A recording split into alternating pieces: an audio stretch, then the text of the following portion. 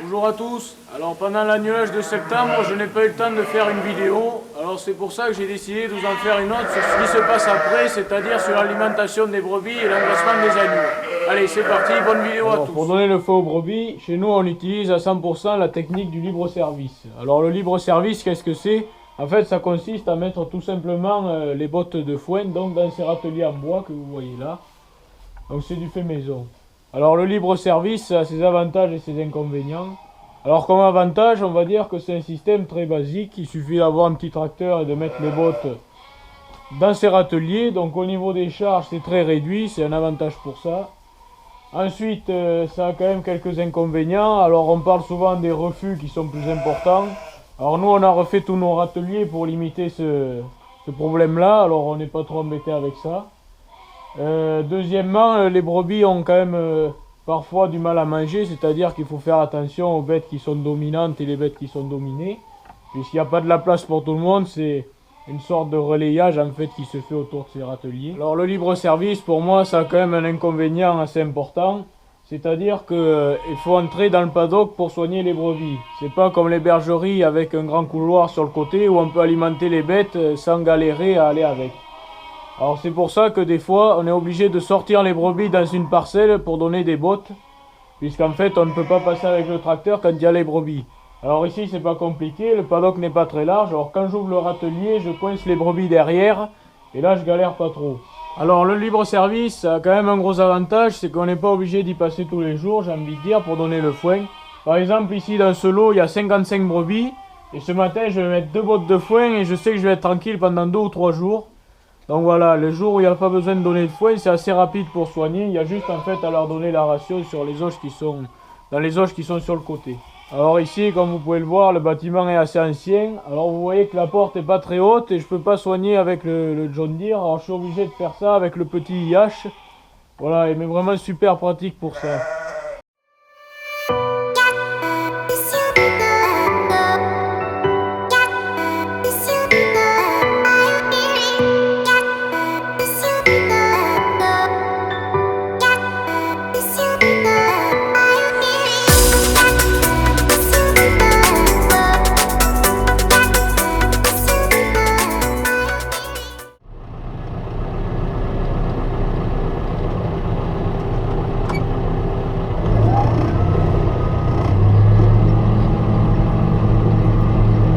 Alors là je suis en train de décrocher le crocodile pour accrocher la pince à botte en fait.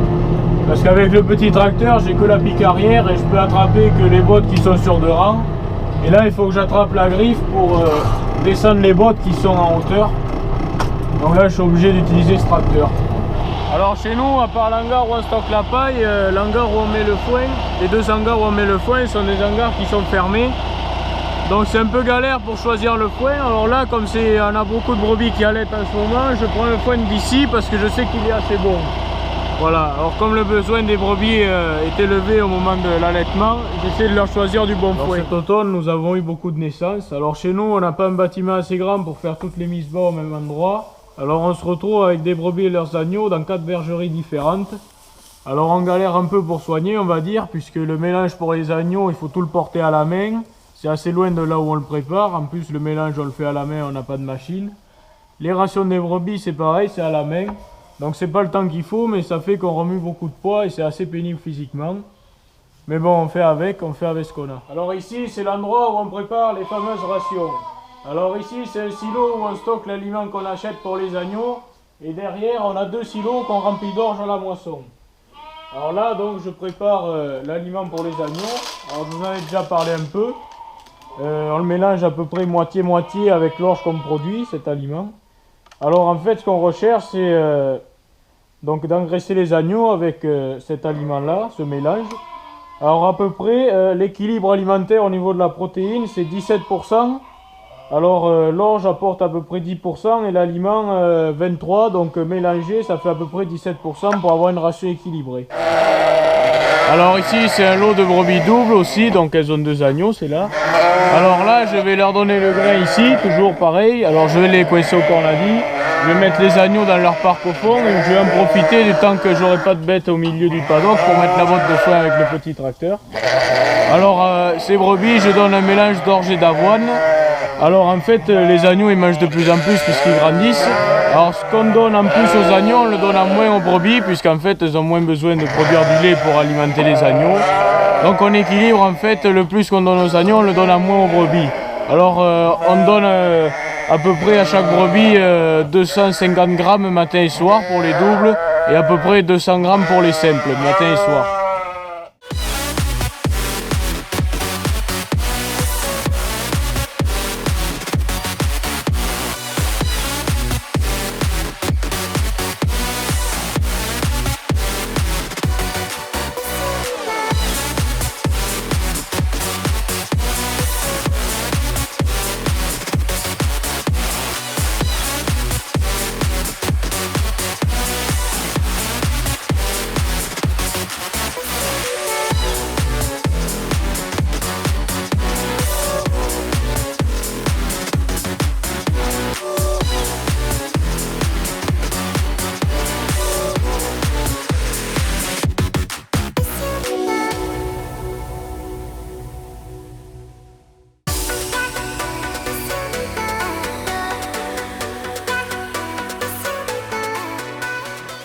Donc pour les agneaux, en plus de leur concentré, il leur faut indispensablement quelque chose pour ruminer.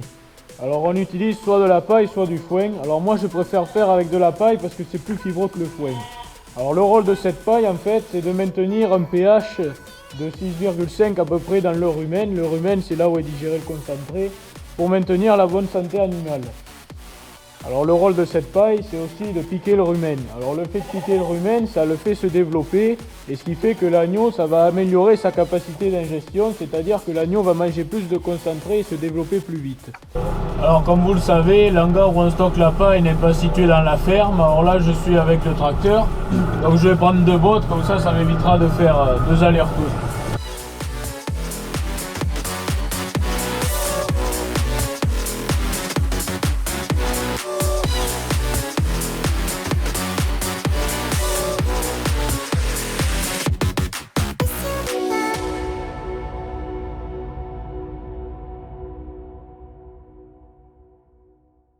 Donc le rituel chez nous, après avoir alimenté les bêtes qui sont à l'intérieur, c'est de prendre la voiture et d'aller voir les brebis qui sont à l'extérieur.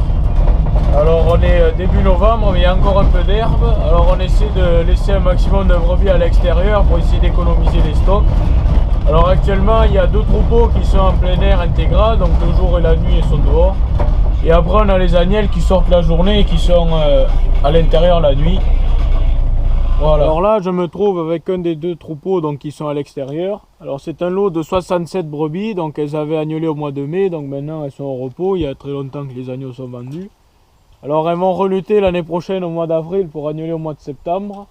Alors là vous voyez qu'il y en a une qui gratte, alors elle a envie de partir, bon pas très loin, mais c'est parce que j'ai l'habitude de les mettre dans le champ que je vais vous faire voir là, qui est juste derrière la caméra.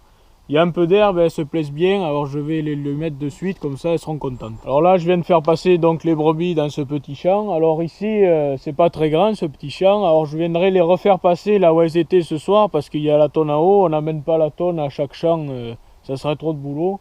Alors elles y restent généralement la journée et le soir je viens les refaire passer pour qu'elles aillent boire.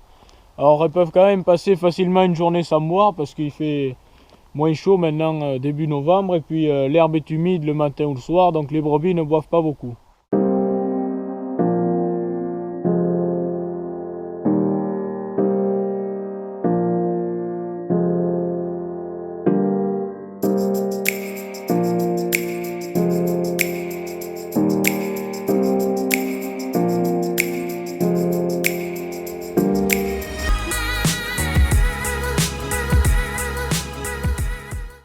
Alors ici c'est le lot d'agnelles. Alors les agnelles on les met dans les repousses de luzerne. Alors pourquoi on n'y met pas les brebis? Parce que la luzerne en fait quand elle n'est pas à maturité, quand elle n'est pas haute, il y a des substances toxiques à l'intérieur qui font que les brebis gonflent. Et ce phénomène ne se produit pas sur les agnelles. Alors c'est pour ça qu'on n'y met pas les brebis, qu'on y met les agnelles.